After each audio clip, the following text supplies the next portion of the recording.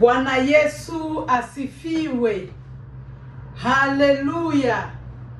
Ninamshukuru Mungu, Muumba wa mbingu na dunia.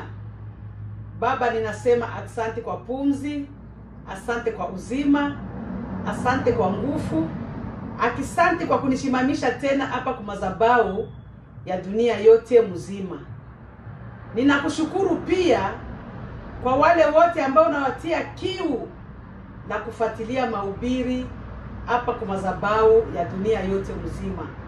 Baba, ninasema asante kwa sababu sio nguvu yako wala kupenda yako, ni kwa sababu wewe Mungu umewatia kiu ndani ya moyo wao wapate kwa nafata mahubiri neno lako hapa kwa madhabahu ya dunia yote mzima. Baba, ninasema asante. Wabariki, waendelee wanapata mamega. Baba, wasikose mega, kwa sababu wakikosa mega hawatapata mega wala inite ya kutizama neno lako kwenye madhabahu ya dunia yote mzima. Asante Mungu, ubarikiwe daima.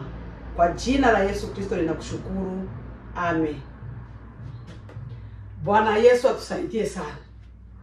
Somo letu la leo ama mahubiri yetu ya leo ni kisima cha Yakobo. Bwana Yesu katika kisima cha Yakobo. Na ili somo, ili mahubiri tutalikuta mkitabu cha Yohana. Yohana 4 unaanzia pale kumustari wa 5 unashuka mpaka kumustari wa 10. Pale ndio kwenye utakuta hii maandiko inaandikiwa kuhusu Yesu kwenye kisima cha Yakobo.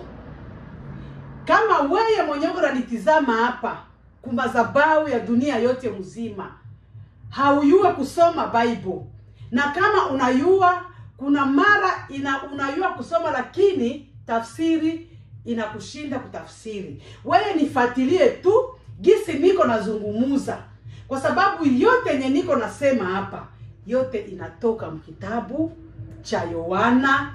Yohana 4 unaanzia kumustari wa 5 na unashuka mpaka kumustari wa 10.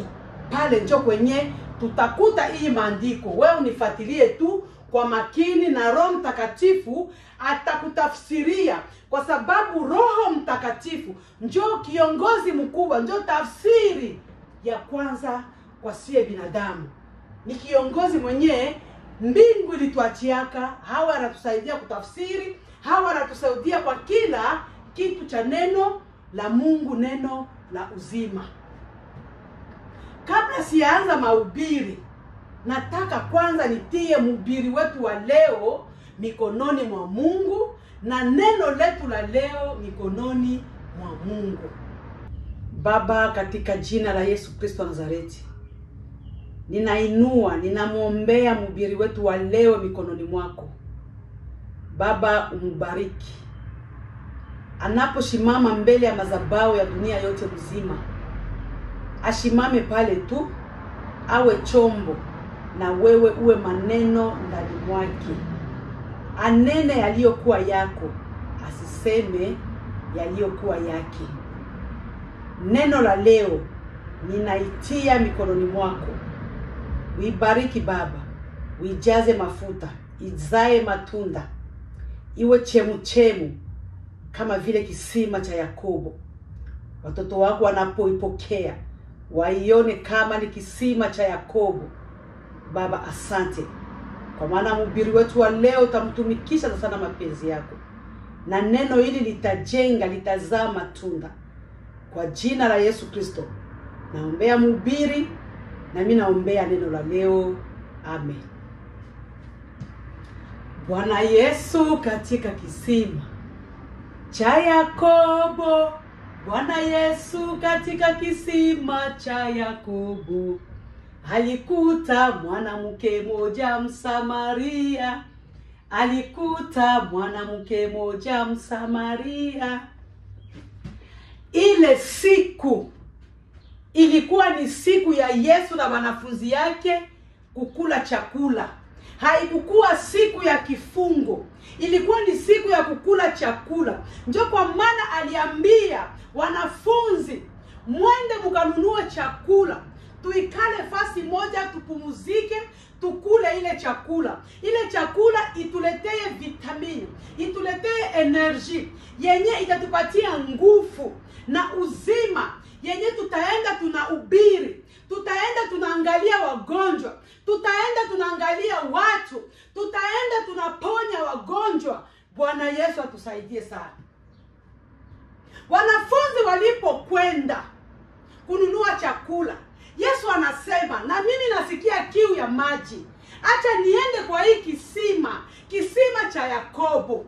Yesu anaenda kwa ile kisima cha Yakobo, anakutana kwa ile kisima, hakuna mtu mwenye kuwa na chombo. Yesu anasema, nifanye nini? Na mimi nahitaji maji ya kunywa, na hii maji yenye iko hapa ni maji yenye inahitaji chombo. Yesu akatulia pale, akasema hivi, hii ni kisima, na kama ni kisima, na kisima kila sana kila dakika kuna kuyaka batu bale benye banakia kushota maji hapa kwa hii kisima. Acha nitulie tu hapa na mchoko yangu na kiu yangu ya maji. Yesu akaikala pale. Alipoikala pakakuya mwanamke mmoja. Ule mwanamke ni Msamaria. Akafika pale, akamuona Yesu, akamuangalia kama vile kilauli shikopo. Yesu akasema, mie sijali na gisi ananiangalia. Mie susi yangu tu nimwambie anipe maji nikunywe. Yesu alipoona ule mwanamke anamtizama kama vile kilauli shikopo, Yesu akamwambia, mwanamke Msamaria, niko hapa muda mrefu na ikala, niko nasubiri mtu mwenye atakuya na chombo anisaidie na maji ya kunywa. Ule mwanamke akamwambia, siwezi nikakupatia maji ya kunywa kwa sababu sie Basamaria na moyo Bayahudi hatupatane. Yesu akamwambia, ungelijua nani mwenye anakulomba maji ya kunywa, usingelisema yale maneno yote hivyo. Acha nikwambie ndugu yangu, wakati wa shida haijalishi huyu ni Myahudi na huyu ni Msamaria, haijalishi. Bwana Yesu atusaidie sana. Kuna kuwaka shida ya kumita ya mwisho. Huyu mtu anasema, sina pa kukimbilia, acha nikimbilia huyu Myahudi, acha nikimbilia huyu Msamaria anisaidie, kwa sababu inakuwa kumita ya mwisho. Acha nikwambie ndugu, mita ya mwisho haikuwake inaangalia seme huyu na huyu atupatane, huyu na huyu atupatane. Hapana, mita ya mwisho inakuwaka ni mita ya kusaidiana. Na shida haikuwake tu shida ya maji, shida iko njia mingi. Bwana Yesu atusaidie sana. Huyu anaweza kuwa ana shida ya maji, huyu anaweza kuwa ana shida ya njala, huyu anaweza kuwa ana shida ya kilio, huyu anaweza kuwa ana shida ya magonjwa. Yote ni shida na yote ni kiu ya maji. Ule Myahudi, ule Msamaria akakaza roho kwa Myahudi, akamwambia, siwezi nikakupatia nini maji ya kunywa. Ndugu yangu, kama wewe uko na roho kama ya ule Msamaria, kwa kweli mbingu hauione, kwa sababu mita ya mwisho haikuwake inaangalia seme wewe ni nani na huyu ni nani. Hapana, msaada ni msaada tu.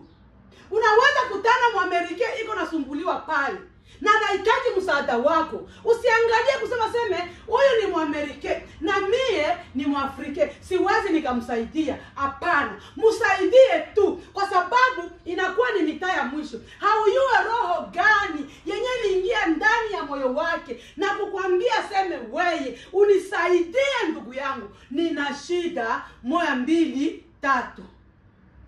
Lakini kwa sababu uko na roho kama ya ule Msamaria, unakaza roho kama vile lihiwe.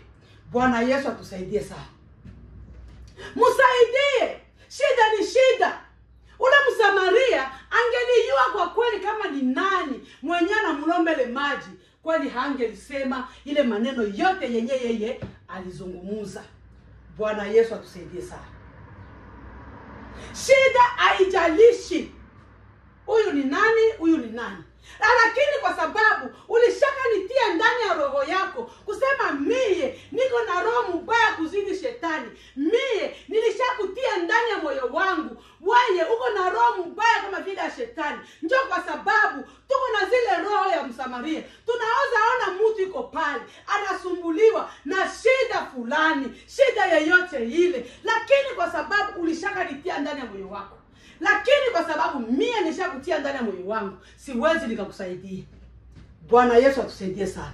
Ile roho haiko roho ya mzuri. Kuna wakati wa shida na kuna wakati wa kulia. Ile wakati wa shida na kulia, kwa kweli ndugu yangu, usiangalie sema huyu ni Mwafrika, huyu ni mzungu, huyu ni Mwafrika, huyu ni Mwamerika. Hapana. Shida ni shida tu. Hakukwake shida ya Mwamerika, hakukwake shida ya Mwafrika. Sie bote tunakuwaka na shida. Yenyewe tunafutana pale, kila mtu iko na shida yake tofauti. Bwana Yesu atusaidie sana. Maandiko yananiambia kusema hivi, ile saa yenyewe Yesu alikuwa pale kwa ile kisima ya Yakobo, ilikuwa ni saa 6 ya mchana. Bwana Yesu atusaidie sana. Na ile saa 6 ya mchana, ndio saa 6 yenyewe Bwana Yesu anajua kila kitu kibaya kinapitikanaka, kwa sababu kila mtu alishamaliza mambo yake, anaenda sasa kupumzika kwa ile kisima, anaenda kupumzika popote pale kwenye anakuwaka anapumzika. Na mara mingi kabisa wale wenyewe walikosa mbingu na dunia wanakuwaka wanapumzikia nifasi kwenye kuwa maji, nifasi kwenye kuwa barabara pale kurompwa, nifasi kwenye kunakuwaka yani mwawese, nifasi kwenye panakuwaka chini ya mti. Na ukiangalia kabisa kwenye kisima chemchemu, kisima ni chemchemu, kuna kuwaka ni miti, njoo inakuwaka pale. Njoo kwa maana Yesu aliona hapa, njoo kwenye mie niende nipumuzikie, nilombe eko maji ya kunywa. Bwana Yesu atusaidie sana. Kisima cha Yakobo. Acha nikwambie ndugu yangu, haijalishi, narudilia tena, haijalishi mie na wewe atupatane, haijalishi mie na wewe atusikilizanake, kwenye kuwa shida kunahitajika msaada. Na usione mie kama mie ni mpumbafu kumitaa ya mwisho mimi nataka kukuambia sema ndugu yangu nisaidie na hiki kitu, niko na shida 1 2 3. Haiko mie, ni Roho wa Mungu ana lengo lake kuhusu mie na wewe. Bwana Yesu atusaidie sana. Njoo kwa maana nakutanaka kumitaa ya mwisho. Yesu pale alikuwa kumitaa ya mwisho yeye kwa kusikia kiu. Alisikia kiu moya bila ile kunywa ile mai, nadhani angeanguka tangu barabara. Kwa sababu ile siku ile haikuwa siku ya kifungo. Ilikuwa siku ya kukula, kuleta energy, kuleta vitamine ndani ya mwili. Bwana Yesu atusaidie sana. Tusiwe na roho kama ya ule Msamaria. Tujifunze kuwa na roho ya kusaidiana. Tujifunze kuwa na roho ya kusaidiana kumitaa ya mwisho. Unanikuta niko kumitaa ya mwisho nilamushe, na kukuta niko kumitaa ya mwisho nikuamushe. Haijalishi mimi na wewe tupatane, haijalishi mimi na wewe ni Mwafrika na huyu ni mzungu, haijalishi. Haijalishi mimi na wewe ni Mwamerika, wewe huko Mwamerika, haijalishi ile. Shida ni shida tu. Bwana Yesu atusaidie sana. Nacha nikwambia wewe ndugu yangu hata mbona unanitazama hapa, kama uko na roho, ile roho ya Msamaria, tia mkono juu tuombe, kwa sababu hiyo roho ya Msamaria inazunguruka dunia yote mzima. Usisikie haya ndugu yangu, usisikie haya. Kila mtu anaweza kuwa na ile roho. Hata na mimi niko na ubiri hapa kila mara mimi nasema haiko mie ndio mtakatifu. Hata mimi nashimama hapa mbele ya madhabahu, nina upungufu na mie ya kwangu, nina shida na mie ya kwangu, lakini huyu Mungu wa mbinguni anajua ile shida yenye mie niko nayo. Njoo kwa maana nakwambia usisikie haya, hata na mimi pia naweza nikakuwa na ile roho ya Msamaria, kutakusaidiana wakati ya shida, wakati ya mwisho. Bwana Yesu atusaidie sana. tia mkono yulu ndugu yangu. Kaka, mama, baba, mtoto, tia mkono yulu. Asante ndugu. Ninashukuru kwa kutubu. Tia mkono yulu dada. Tia mkono yulu mama. Tia mkono yulu. Asante. Ninashukuru. Asante. Mungu akubariki. Tia mkono yulu. Kwa sababu maandiko yanasema, ukanisikia haya mbele ya mataifa, na mimi nitakusikia haya mbele ya baba yangu. Na hapa kwenye tuko mbele ya mataifa. Haiko fasi ya wewe kukusikia haya. Haiko fasi ya wewe kukata tamaa. Tia mkono yulu. Asante ndugu. Asante ndugu yangu. Acha tuombe Mungu. Baba, katika jina la Yesu Kristo wa Nazareti, ninatia watoto wako mikononi mwako, wale ambao wanajitambua kama wako na roho ya ule Msamaria, roho ya kutokusaidiana kumitaa ya mwisho. Anaweza ona mtu anaanguka pale na hata mshimamisha. Baba, ninakuita, kwa maana mimi ni kuomba tu na wewe ni kutenda. Baba, leta roho ya huruma, leta roho ya wema, leta roho anapoona mtu anaanguka na mshimamisha, asijiswali wala aseme mimi na huyu atupatane. Huyu ni Myahudi na mimi ni Msamaria. Huyu ni Mwafrika na huyu ni Mwamerika. Baba, tosha hicho kitu ndani mwake. Ninawaombea Baba, na ninawaombea rehema badala ghadhabu. Maandiko yanasema kisha kutubu hakuna hukumu, na tayari wamekusha kutubu. Kwa kweli Baba, wasamee kwa damu ya Yesu Kristo. Asante Yesu Kristo, kupitia jina lako, kwa jina la Yesu Kristo ninaomba hivyo. Amen. Bwana Yesu atusaidie sana. Wale wote wenyewe wanasumbuliwa na magonjwa, shida mbalimbali. Wengi wanajua shida yako, wengi wanajua magonjwa yako. Kama uko na magonjwa yoyote ile, tia mkono pale kwenye magonjwa yako iko. Na kama wako na shida tofauti, mimi sina bezo ya ile shida yako. Mwenye kuwa na bezo ya shida yako ni Mungu juu mbinguni. Ongea shida yako ndani ya moyo. Mwambie Mungu shida yako, atakusikia. Piga magoti saa 6 ya mchana. Piga magoti saa 6 ya usiku. Atakusikia shida yako. Yeye ni Mungu wa rehema. Yeye ni Mungu wa upendo, na hakuwake na ubaguzi. Bora tu yeye uyue. Ninayeomba Mungu wa mbinguni, ule ambaye aliumba mbingu na nchi, na akaniumba mimi kwa mfano wako. Ongea naye ndani ya kimoyo.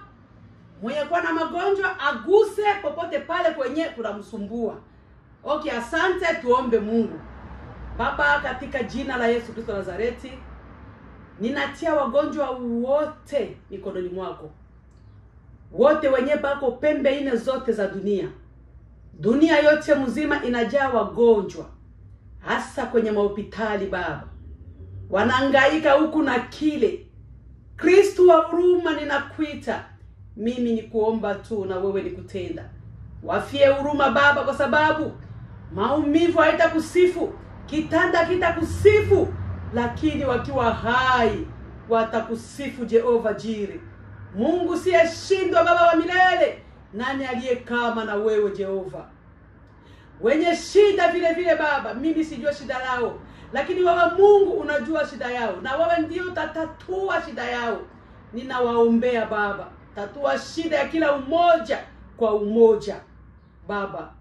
Ukishatatua shida yao, wanaona kwa kweli huyu Mungu ni Baba wa huruma, Baba wa upendo. Ametatua shida langu. Yesu, nisaidie Mungu. Saidia watu hawa. Saidia dunia yako. Saidia taifa lako kwenye shida, kwenye magonjwa. Ninakuita Yesu. Baba, asante, kwa maana utatenda yote kupitia neno lako, kupitia jina lako. Kwa jina la Yesu Kristo ninaombea wagonjwa na ninaombea wenye shida, kwa jina la Yesu Kristo aliye hai. Amen. Bwana Yesu asifiwe sana.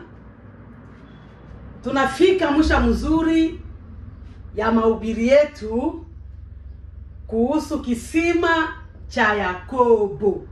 Usisahau kufungula kitabu chako Yohane 4 unaanza kumustari wa 5 mpaka 10.